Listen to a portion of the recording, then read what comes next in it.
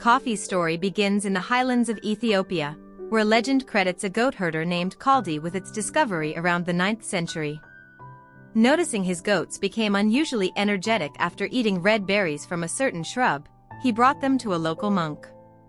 The monk, wary of the stimulating effect, threw the berries into a fire, but the intoxicating aroma that rose from the roasting beans led to a different idea: steeping them in hot water. From these humble origins, the beverage spread across the Arabian Peninsula.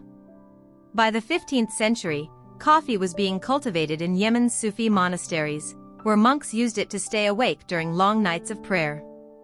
The port of Mocha became synonymous with the trade, and the drink's popularity grew so quickly that it earned the early nickname the wine of Islam, despite religious debates over its permissibility.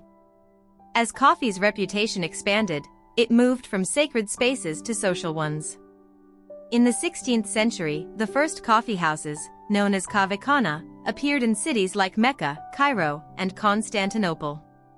These were far more than just places to drink. They became vibrant hubs for conversation, music, chess, and even political discussion.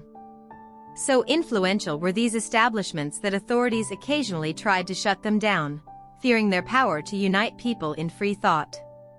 Meanwhile, the Ottoman Empire guarded its coffee monopoly fiercely. Coffee beans exported from Yemen were boiled or parched to prevent germination, ensuring no other region could cultivate them.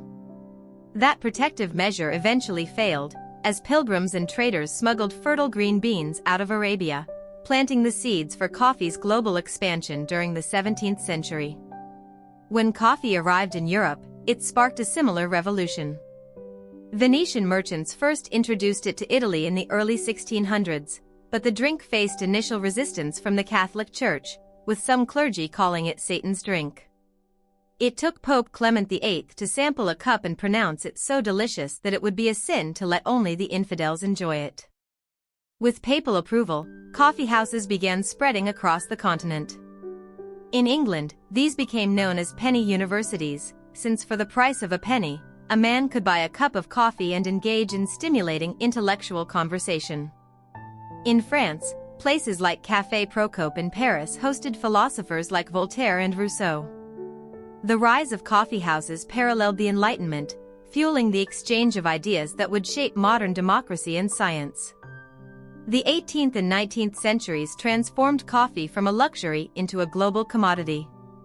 European colonial powers capitalized on the plant's adaptability, establishing massive plantations in Java, Sumatra, and other Dutch East Indies territories.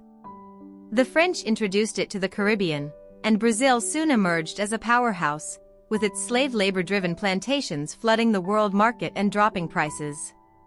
This era also saw the invention of crucial brewing technologies: the espresso machine patented by Angelo Moriondo in 1884 in Turin, and later perfected by Luigi Bezzera and Desiderio Pavoni.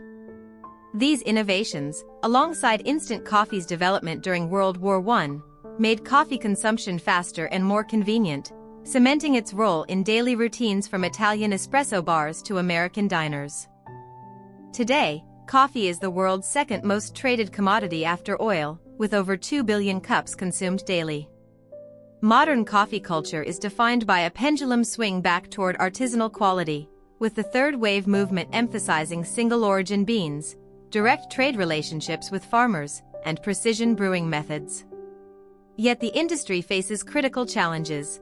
Climate change threatens the delicate Arabica plant, volatile prices leave growers vulnerable, and sustainability concerns question the environmental cost of disposable pods and plastic packaging. Despite these issues, coffee endures as a universal ritual. From an Ethiopian goat herder's curiosity to your morning mug, each sip connects you to a global history of trade, innovation, and human connection that continues to evolve with every harvest and every pour.